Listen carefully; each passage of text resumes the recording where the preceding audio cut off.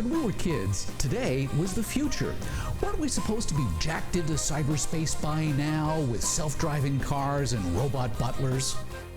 Welcome to Where's My Jetpack, the series about the technology we were promised as kids, what we actually got, and what we're getting next. I'm Michael Hainsworth. CES 2022. It's underway in Las Vegas, but not without some significant COVID protocols.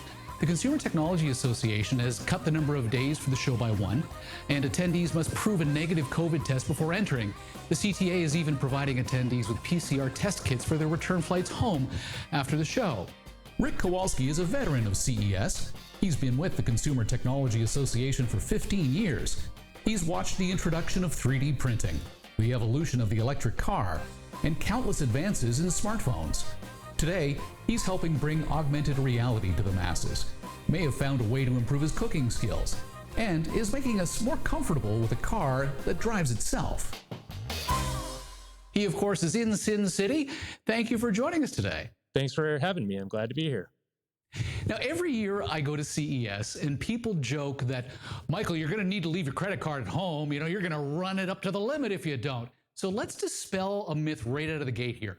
Despite consumer being in the name, the Consumer Electronics Show, it isn't actually a show for the public. Who is it really for? Yeah, the people at CES are within the industry, of the industry, or the industry, anyone who's in the consumer technology industry, and that could be hardware, could be services, could be software, could be the companies and the retailers buying the tech. But you also see marketers here trying to figure out how to push their brands and appeal to a broader audience. So it's a good mix of people, but like I said, of the industry, for the industry, by the industry. Yeah, I like to say that it's companies like Walmart and Best Buy and retailers like that who are roaming the aisles looking for the next big thing for next Christmas to put under the tree. Is that a fair assessment? Yeah, absolutely. And since there's a lot of startups here too, you see a lot of new ideas, and that's manufacturers and buyers looking for that new product that might wind up in consumer homes, just everywhere. So what's most exciting to you about CES 2022, aside from the fact that you're actually doing it in person this year? Yeah, we're really excited to be here in Vegas again. It's our home, if you will. So glad to see people here, and exhibitors are happy to be here. You know, if you're here, you really want to be here and you want it, and you want to get in touch with everyone. This year, we're seeing a lot of trends with, this word, the metaverse. Everyone's trying to define this. Where's the internet going? What trends are driving that next evolutionary step of the internet? So we're all trying to figure out where that's going, right? Let's talk a little bit about that metaverse concept. First of all, Facebook was the one that brought the term to the masses writ large, but we've been working on the metaverse for almost a decade now. The VR headset Quest 2 from Meta was that big gift under the tree this past Christmas. The CTA calls the evolution of the metaverse as one of the most compelling technology megatrends of the future. So what will we see at CES 2022 this year? Yeah, we're definitely seeing more of that eyewear, that vehicle to bring us into the metaverse and these virtual worlds. And that's just one aspect of it. We're also seeing, augmented reality glasses, virtual reality glasses, and more devices that help us immerse ourselves. We're even seeing haptic devices, things that deal with the sense of touch that help us feel those immersive environments. So it's anything, helping us feel that world and be in it more seamlessly and just more engaged with it. It seems there's a Ready Player One style haptic vest on display at CES 2022. We're not that far off from that virtual world. Yeah, one haptic vest that we're seeing is from a Spanish startup called OWO. So this vest can provide 30 different sensations while you're in your virtual world. It uses all different ways of simulating those feelings. So it will sync up with that virtual reality experience. And I think this takes it to a new level. The people, content creators using these apps and using these devices will have to create those new experiences. So that's what's really exciting to see how they do that. I wonder, though, how much value there really is in a haptic vest like that. Like, if I'm playing a shooter game and somebody shoots me, I'm going to feel it. I don't know if I want to take the thing off and have my back filled with bruises from a co-player of mine on my own team fragging me from behind. Well, I guess it depends how immersive you want it to be.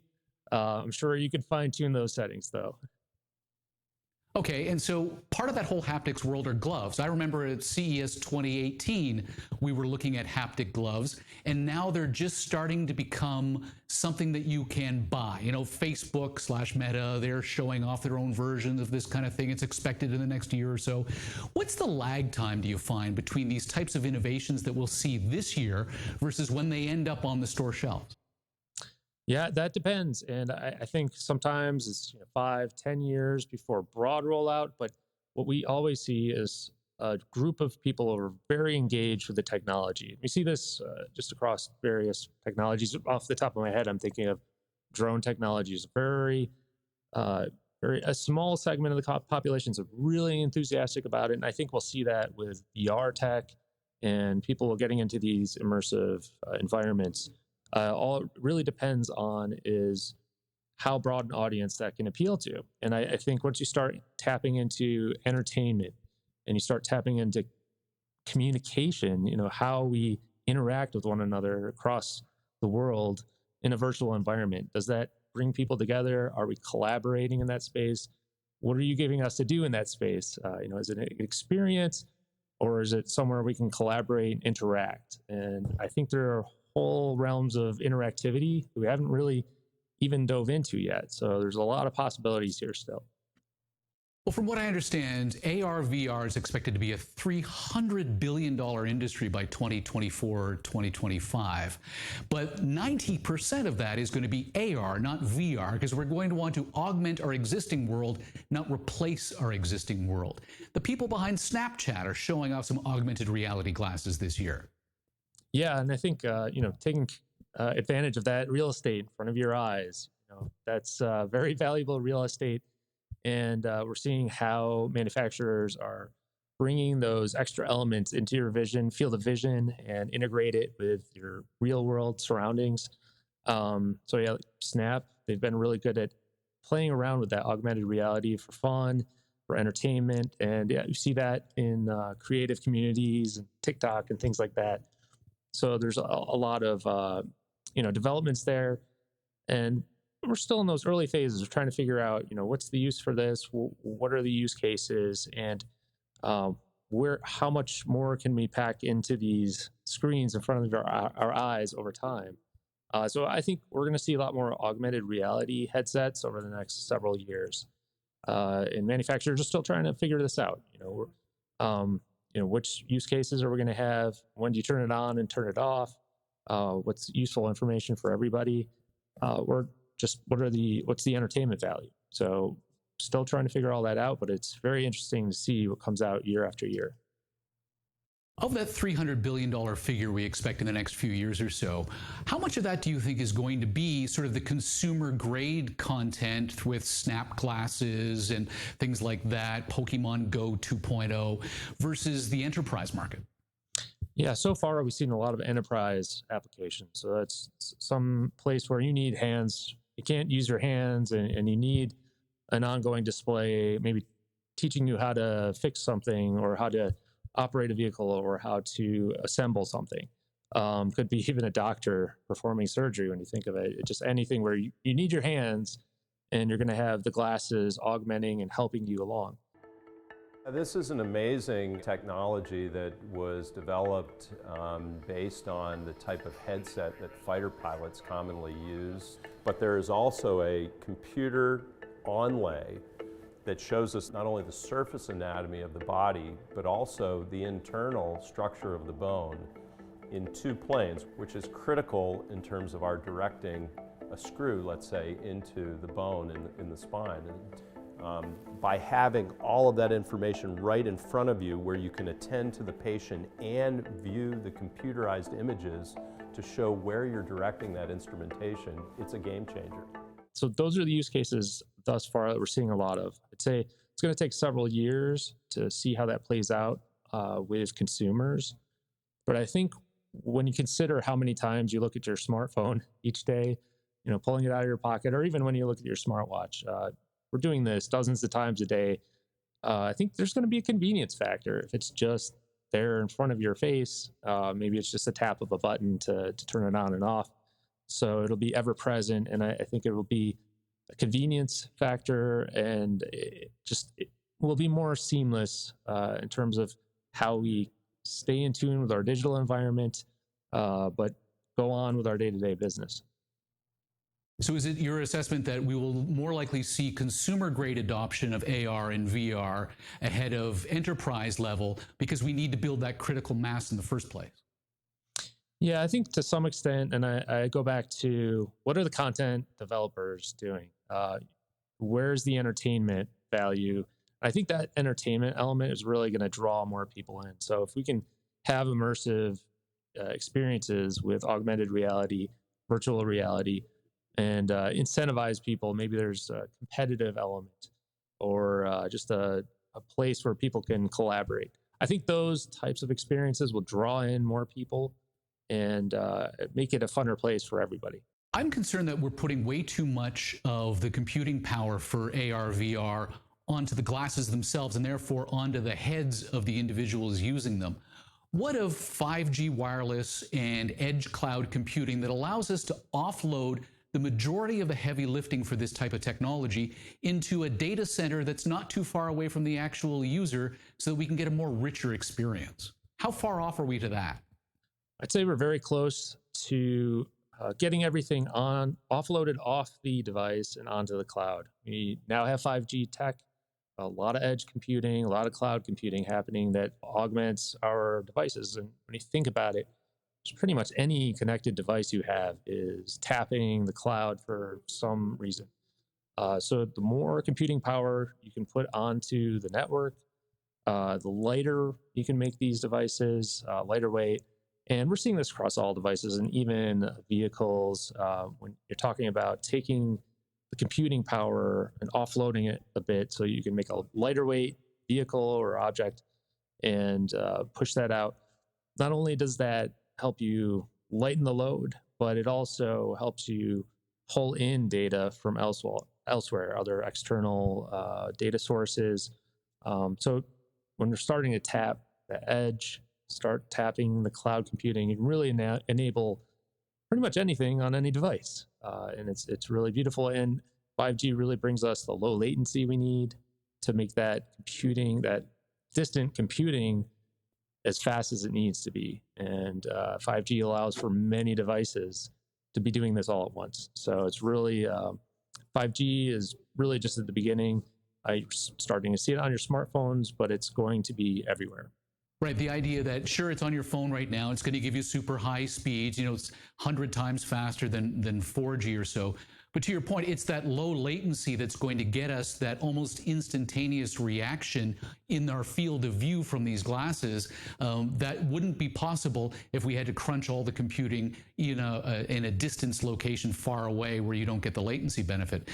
Tell me, though, about that other mega trend that the CTA is talking about this year, and it is that evolution of cloud computing from those vast data centers in faraway places to edge computing where the ultra-low latency of tech like 5G makes near instant computing possible. Where are you seeing the expansion of intelligent automation at the show? Yeah, so I think, like I said, with vehicles, we're seeing a lot more intelligence in vehicles. Everything from automated vehicles, which is kind of the ultimate goal for the automotive industry, to even the cars you're buying right now. You're seeing more intelligence in the vehicle being built in and training the vehicle. So advanced driver assistance systems that really rely on all this machine learning to do what they do better, make the car more safe to drive and deal with different circumstances better. And as we go down the road, all that vehicle intelligence will rely on the cloud to some extent to know where they are in relation to other vehicles, into relation to other pedestrians, and just on the roadway itself. So when you start tapping that cloud and tapping all those resources, the brain on the device and what it's connecting to can make the experience even better than it is, and really enhance and pave the road for automation. In your 15 years at CES and the CTA, what's your thought on what comes first? I'm thinking we're talking a lot about street vehicles and turning them into autonomous vehicles, but fleet management at the trucking level seems to be a tremendous opportunity. When I was last at CES in 2020, there were some really remarkable advances being made in getting transport trucks on the road automated. Yeah, there's been some incredible advances on that. There's one company called Too Simple that has self-driving freight vehicles, and they're starting to do tests on using their self-driving vehicles to get cargo from one place to another. This is going to be a huge step, especially when you consider the supply chain issues that we have now, shortage of truckers, and you start automating that, and you help fill that need of getting product from one place to another. You have the ability to build in all that intelligence to make a safer drive, to make that more efficient, getting the supplies where they need to go.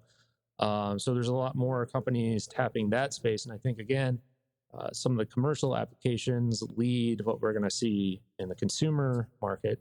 But you really see how and this helps people see the utility of it and how useful it is. On the consumer front, you might see that a little more in terms of automated delivery vehicles. So robots that are delivering product to your home. And again, we have all this product, a lot of e-commerce going on right now that needs to get product out to many homes all at once. And you can deploy these robots for that last mile to get all that commerce and all those goods to your home. So what do you think is more likely to happen first? That I'm driving down the highway and I look over and there's a transport truck and there's a driver in it, but he's on his smartphone because the vehicle's doing all the work? Or am I going to look over and see somebody in a personal transport vehicle talking to their kids and playing video games while the car does its job? Yeah, I think we're going to see more of the application on the commercial side, probably the trucker. Probably a trucker monitoring what's going on and making sure everything's fine. We're still in those trial phases. So the manufacturers want to make sure this is operating correctly.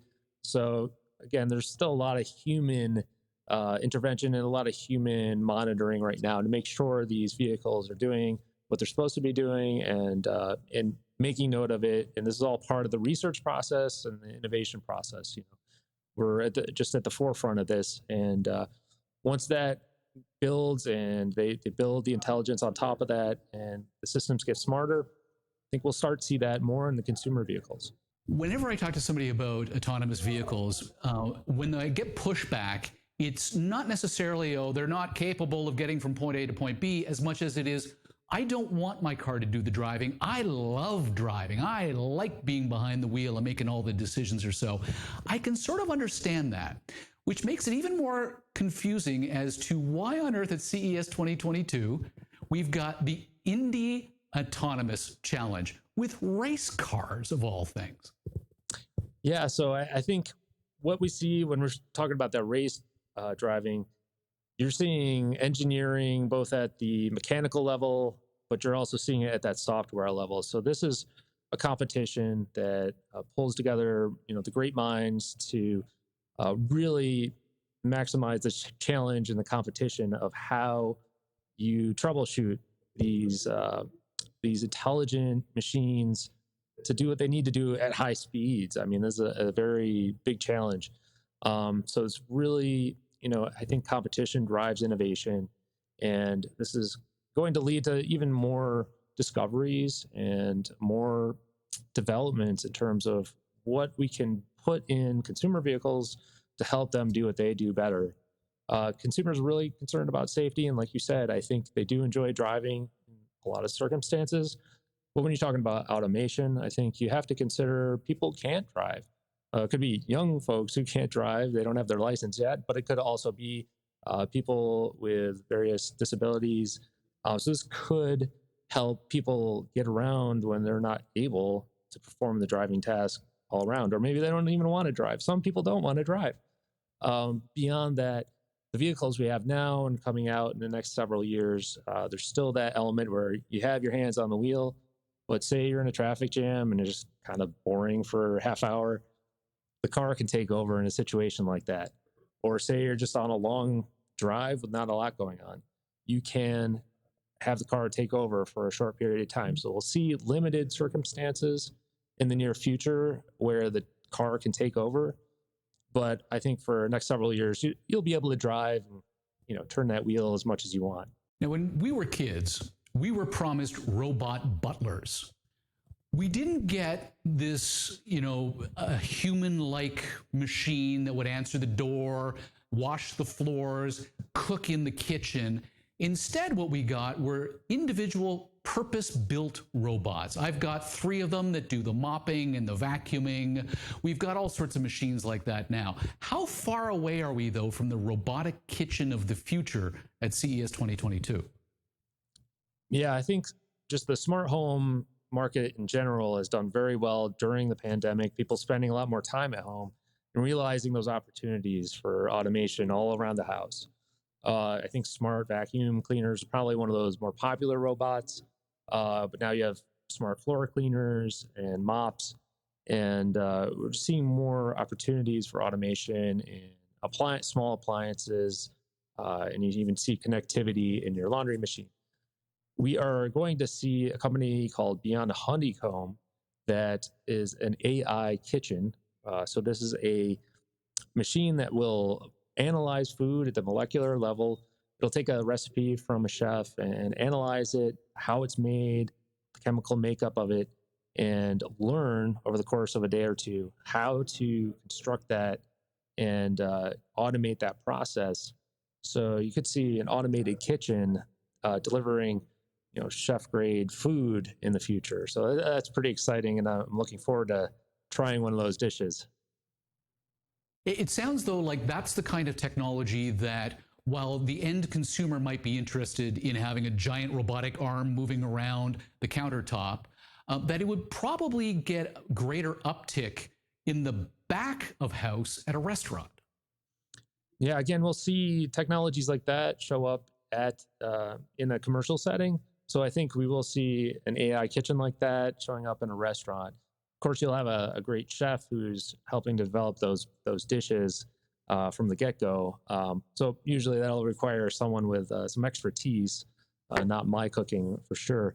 But once we see that proven in the kitchen, and we see how they pull that off and just see what people think of it, that's where the market opens up more and more people want to experience it and, start seeing it in different homes if they want to purchase that. And it goes from there. It trickles into more and more homes, and especially for people who aren't too keen on cooking, it could be a great solution in the kitchen. Now, the computer mouse was demonstrated at CES in 1968, but it wasn't commercialized for another 16 years. The VCR, the big famous one, introduced at CES in 1970. It wasn't until a decade later that it really took off. And then your first PDA was introduced in 1993, but the personal digital assistant didn't become the BlackBerry until about 2002. So CES trends seem to be about 10 years ahead of their time. What's something that we'll see at CES 2022 this year that in a decade nobody will be able to live without? Yeah, that's a great question, because there's so many technologies, and you look 10 years back and see everything that came out. And sometimes it's hard to predict. I'd say if we're talking devices, I really think, looking back at looking at the metaverse and how devices are going to help us draw us into that digital world, and how they're going to help us live our lives in the physical world, but also tap into all the benefits and the fun that we can have in the metaverse. And I really think augmented reality glasses will be the thing to watch over the next 10 years. I look at that as a possible replacement for smartphones. When you look at this real estate in front of your face And you could potentially replace screens in your household or on your desk with this virtual screens in your augmented reality glasses.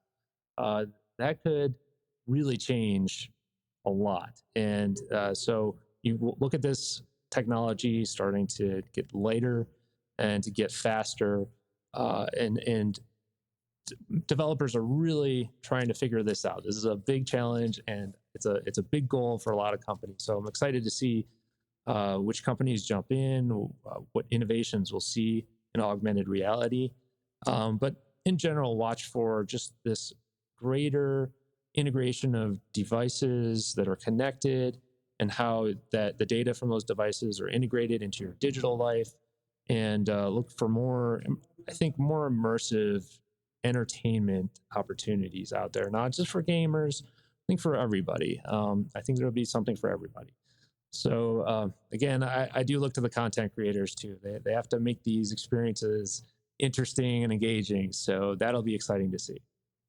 Yeah, I really like your idea that we'll replace the handheld smartphone with glasses, because when we're talking about AR, every surface becomes a possible input surface. You can superimpose, on your banana, the dial number, and you can turn your banana into a banana phone like Rafi had promised us back in the 1970s.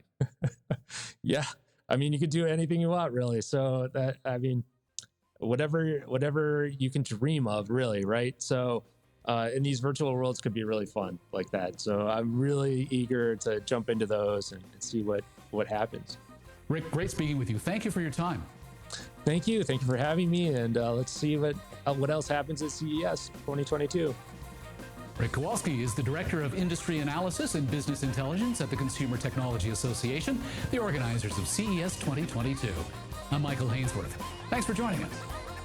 Join me 10 years into the future. Watch Where's My Jetpack on YouTube. Follow My Jetpack CA on Twitter and Instagram, and find us on Facebook.